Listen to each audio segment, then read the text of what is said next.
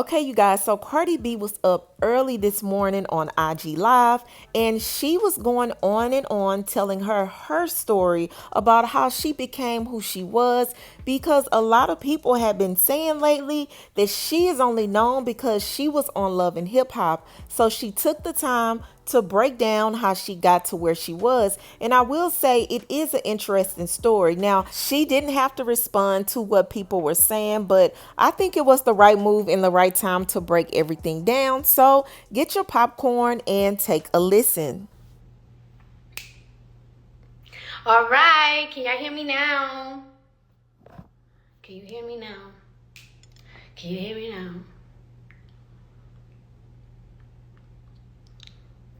Can y'all hear me now? Join me, guys. Join me. Join me.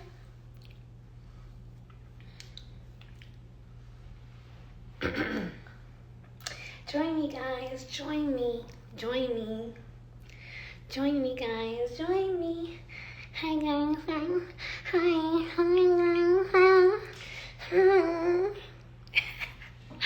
All right. All right. So before I got off my live and I had 60,000 viewers, can y'all hear me now? Is the shit good? Can y'all hear me? Alright. So I'm gonna talk my shit. Alright? And I know my fans gonna be mad, but it's been long overdue and I've been holding shit on my chest heavy. Alright. So there's a lot of music commenters. They like to talk shit about females. They like to talk shit, period, about people that's in the music industry and everything. But the thing about it is that it's like, before y'all become music, before y'all put a mic in front of y'all and y'all start commenting and y'all start talking shit, y'all should really make y'all research on artists that y'all talking shit about. And I want to make this very clear. I'm a self-made. I'm a super self-made. I made myself. Before a TV show made me, I made myself.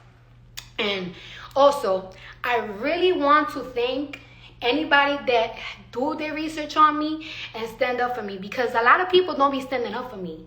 You know what I'm saying? Like, it's real popular to talk shit about Cardi, and I want to thank this girl named Damaris, because she be standing up for me like crazy, and like she be speaking for me. And like, when a man stand up for you, that's great. But when a female stand up for me, that means the world to me.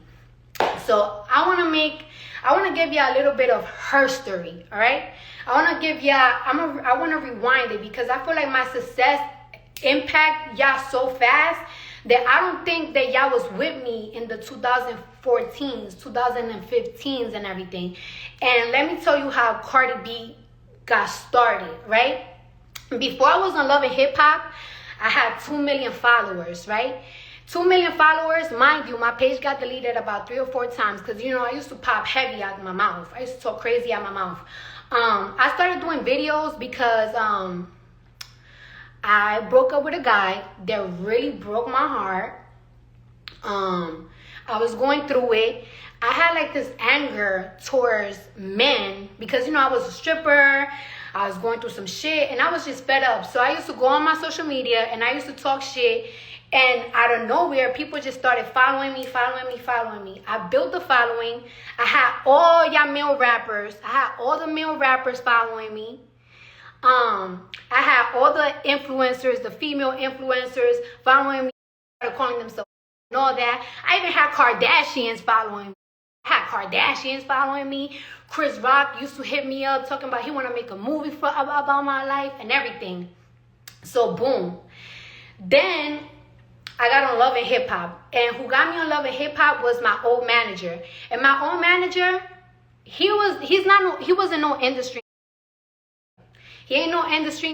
He wasn't in the music industry, none of that shit. He used to manage DJ Self. He was a regular from Queens. I told him I want to get on Love and Hip Hop. It was hard for me to get on Love and Hip Hop. But, you know, we made a storyline with DJ Self and boom, we got in there. Before Love and Hip Hop premiere, I was working on music. My manager at the time, he said that like, yo, every single time you get in the car, you remix things really fast. You should consider doing music. I really was not with it. at first because it's like I was like a little shy. And then he took me to a studio. He put me a beat. He's like, write to this shit. I wrote to it. I made strip. And I need all my money makers, bring that cash out. I bring all my money in there, bring that cash out. He's like, we got to shoot a video right now for it. I'm like, all right, whatever. Before Love and Hip Hop premiere, I want to get emotional. My manager at the time told me, you need to quit stripping before this show airs out.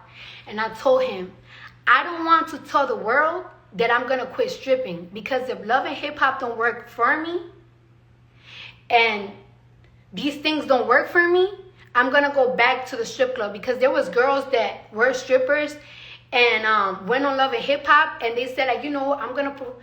They ended up going back to the strip club, and the bitches in the strip clubs were making fun of them. I didn't want it to be that. But he was like, you know what, you got to believe in yourself. So I betted on myself, and I think on my 23rd birthday, I said, this will be the last day that I strip. And I told the world that this will be the last day that I strip. All right, boom. Love and Hip Hop is out, and I use Love and Hip Hop as an engine to showcase, like, you know, I'm an artist and everything, because people didn't really know that I was doing music, because, you know, I was funny, but they didn't really know that I was doing music. So I'm showcasing that I'm an artist and this is what I want to do and all that. All right, boom. So Love and Hip Hop premieres. I have a song, and people are listening to it. It's charting on this random ass chart on Billboard, whatever. We go to a label, and they told me that they wanted to sign me for $50,000. They wanted to sign me for $50,000, and they had to finish watching, because Love and Hip Hop was playing, but like it was like Love and Hip Hop hasn't finished the first season. So there was like, and we have to see your actions on Love and Hip Hop, because if you too like ratchet, or if you're doing too much, we can't sign you. So my manager at the time told me, like, nah, we're not gonna sign you for no $50,000, because they're already offering you $100,000 for season 2 of Love and Hip Hop for your second season. We're not gonna, like, they're not gonna shortbread you. Alright. So we keep going to these labels, and we keep showing them that people keep listening to the Stripper Hole song, and then we put Forever Ran Down on that twice, and we putting the mixtape out. It does good in numbers, but it's not good enough to get me signed. So then I finally feel like I'm about to catch my break. There's this fire ass song that came out in New York. It's called Wait a Minute. Wait a minute. They hit me up that they wanted me to be on the remix with Remy Ma and 50 Cent. And let me tell you something. This is why I Remy, because I don't really know Remy like that. And when that song came out, I definitely didn't know her at all. I haven't seen her, and I keep hearing that she wanted me to be on that remix with her and everything, and I was like, oh my god, this is gonna be my big break. Everybody gonna hear my voice finally. So the guy that the song was, the manager at the time, they said that the remix was too long, so they had to take me out of the remix.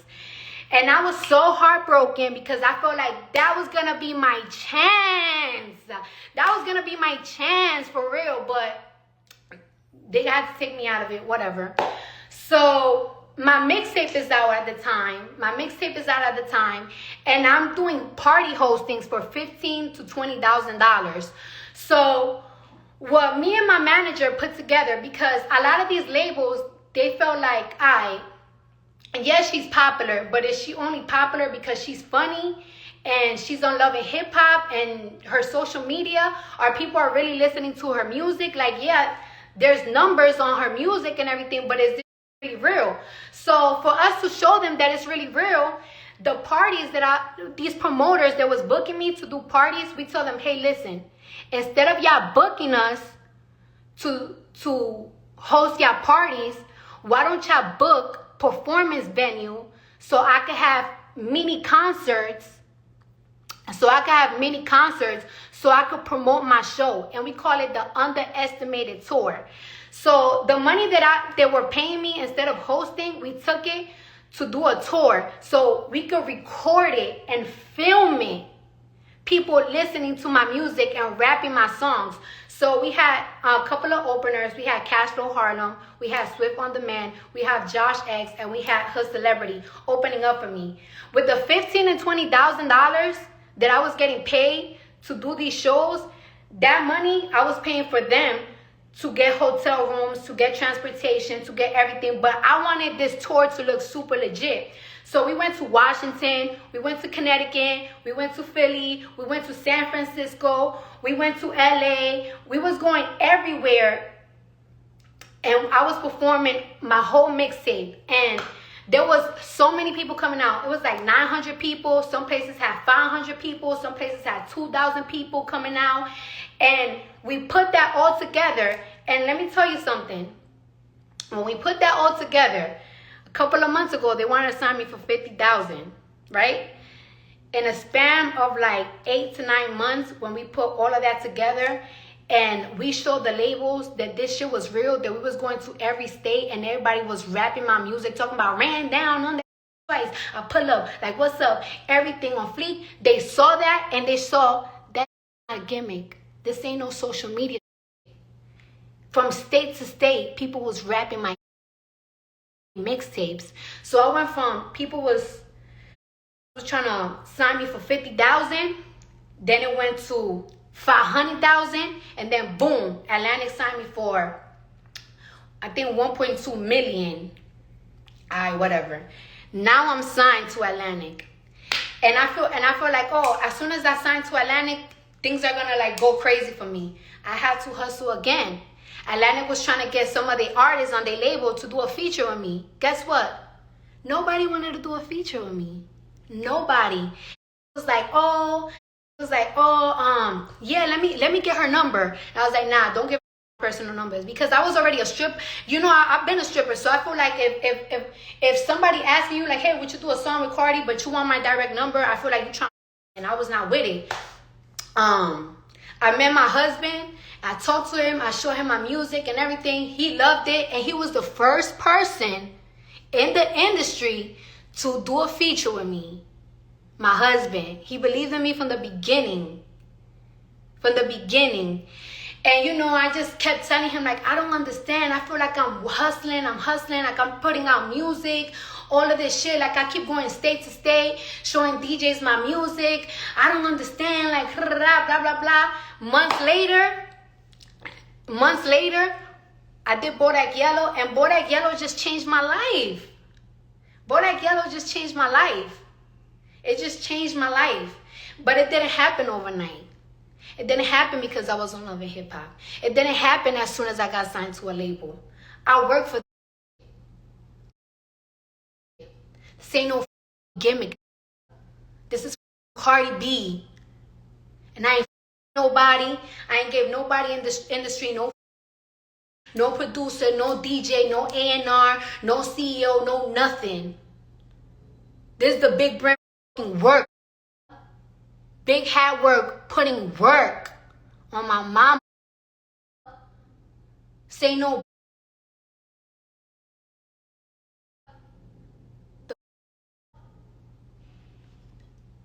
Know how many doors was closed on my face?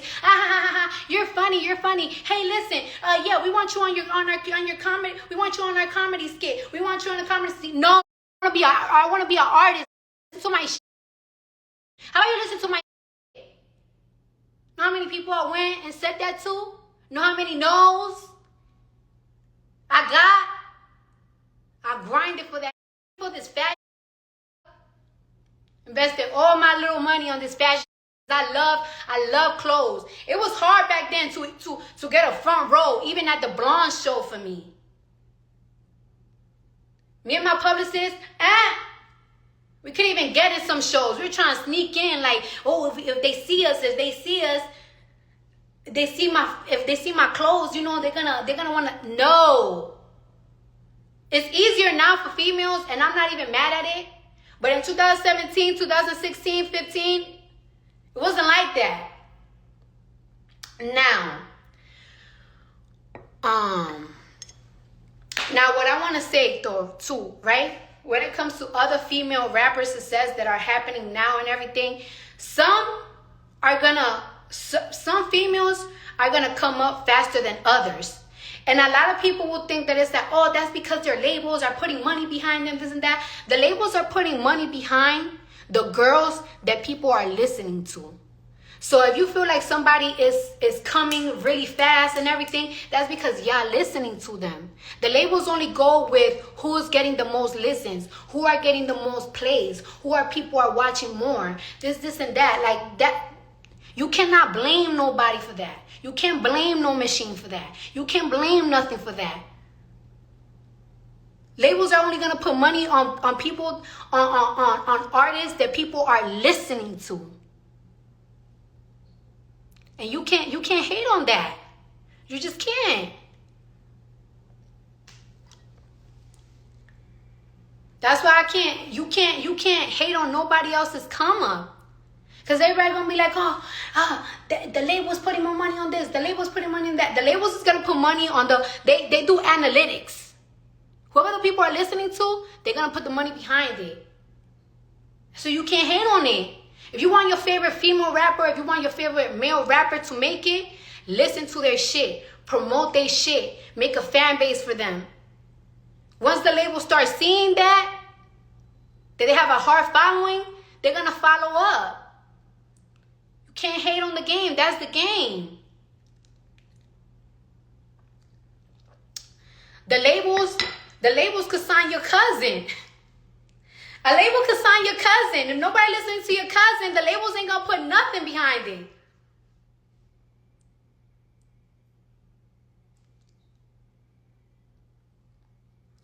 A label could sign your little cousin right now.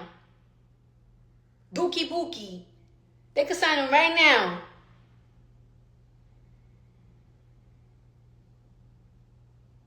If Dookie Bookie ain't making numbers and nobody looking at their shit, they wasn't putting no money behind it. Doesn't matter if they signing on. So if you wonder why some female artists or male rappers are getting more attention than others, it's because y'all giving them the attention. And you can't be mad at that.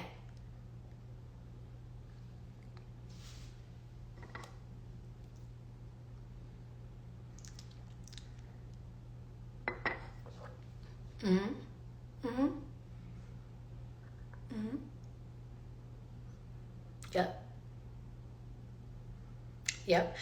Well, I'm glad I gave you a little bit of her story. This is my story. One day I'm going to get a little bit more in depth. But I just wanted to remind y'all. You know what I'm saying? I just wanted to remind y'all. Cousin! Kidda, you gotta listen to my single. You gotta come listen to my single. I know I've been fronting, but my mind been going because you know I be everywhere. But you gotta come listen. Oh shit, so about this album. This album is coming, okay? But